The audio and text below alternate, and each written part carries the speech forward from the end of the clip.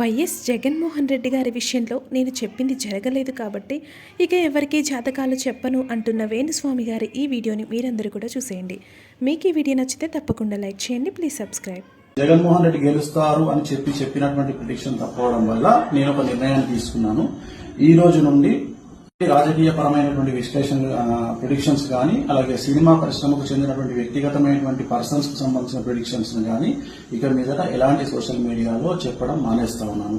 So నేను ఇక్కడ fail అయినందువల్ల, అంటే జగన్మోహన్ రెడ్డి జాతకాన్ని విశ్లేషించడంలో నేను ఫెయిల్ అయినందువల్ల, చంద్రబాబు నాయుడు గారి జాతకాన్ని విశ్లేషించడంలో నేను ఫెయిల్ అయినందువల్ల ఇక మీదట నేను పబ్లిక్ ప్లాట్ఫామ్ లో ఎవరి గురించి కూడా వ్యక్తిగతమైన జాతకాలని నేను విశ్లేషించాను. క్రికెట్ కు సంబంధించి కానీ, అలాగే రాజకీయ నాయకులకు సంబంధించి కానీ, అలాగే సెలబ్రిటీలకు సంబంధించి కానీ, ఎవరి గురించి కానీ వ్యక్తిగతమైనటువంటి జాతకాలు విశ్లేషించడం అనేటువంటిది నేను నిర్ణయం తీసుకున్నాను. సో ఇక ట్రోల్ చేసే వాళ్ళ బాధ్యత మీ ఇష్టము, దాన్ని నేను ఆపలేను. సో ఖచ్చితంగా ట్రోలింగ్ అనేది జరుగుతూ ఉంది.